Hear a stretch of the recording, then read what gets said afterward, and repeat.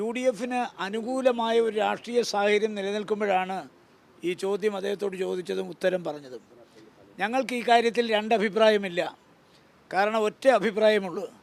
സംഘടനാ ചുമതലയുള്ള AICC general secretary Shri KC വേണുഗോപാലും KPCCയുടെ പ്രസിഡന്റ് ശ്രീ സണ്ണി ജോസഫും UDFൻ്റെ ചെയർമാനും പ്രതിപക്ഷ നേതാവുമായ ശ്രീ VD സതീശനും അസന്നിഗ്ധമായി പറഞ്ഞിട്ടുണ്ട്, ഞങ്ങൾ അതിജീവിതയോടൊപ്പമാണ്.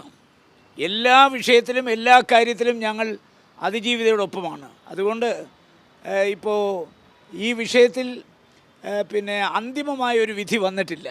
നമുക്കറിയാമല്ലോ, 6 പേരാണ്ട് കുറ്റക്കാരാണെന്ന് കണ്ടെത്തിയിട്ടുണ്ട്. അവർക്ക് ശിക്ഷാവിധി രേഖപ്പെടുത്താനിരിക്കുന്നേ ഉള്ളൂ. പക്ഷേ മുകളിലോട്ട് കോടതികളുണ്ടല്ലോ.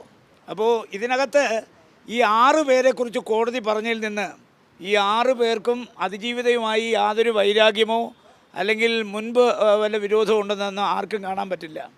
അപ്പോൾ ഒരു കോൺസ്പിറസി ഉണ്ടെന്നുള്ളത് അണ്ടർസ്റ്റുഡാണ്. ഡെൻമാർക്കിൽ എന്തോ ചീഞ്ഞു നാറുന്നു എന്നൊരു ചൊല്ലുണ്ട്. അതുപോലെ ഈ കേസിൽ എന്തൊക്കെയോ ചീഞ്ഞു നാറുന്നതായിട്ടാണ് പലർക്കും തോന്നിയിട്ടുള്ളത്. എന്തായാലും കേരളത്തിലെ പൊതുജന സമൂഹം അതിജീവിതമാരോടൊപ്പമാണ്. കോൺഗ്രസ് അതിൽ നിന്ന് വിഭിന്നമായ വ്യത്യസ്തമായൊരു സമീപനം സ്വീകരിച്ചിട്ടില്ല. ഇപ്പോൾ ഞാനൊരു കാര്യം പറയാം. ഈ സ്ഥാനമാനങ്ങൾ ഇരിക്കുന്നവർ ഒരിക്കലും വ്യക്തിപരമായ അഭിപ്രായം രേഖപ്പെടുത്താൻ പാടില്ല.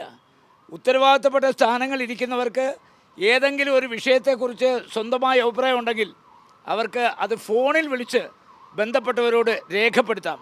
അതേസമയം ഉത്തരവാദിത്തപ്പെട്ട ഔദ്യോഗിക സ്ഥാനങ്ങൾ ഇരിക്കുന്നവർ ആ സ്ഥാനത്തിരുന്നു കൊണ്ട് ഒരഭിപ്രായം പറയുമ്പോൾ സ്വാഭാവികമായി ജനങ്ങൾ അത് തെറ്റിദ്ധരിക്കപ്പെടും.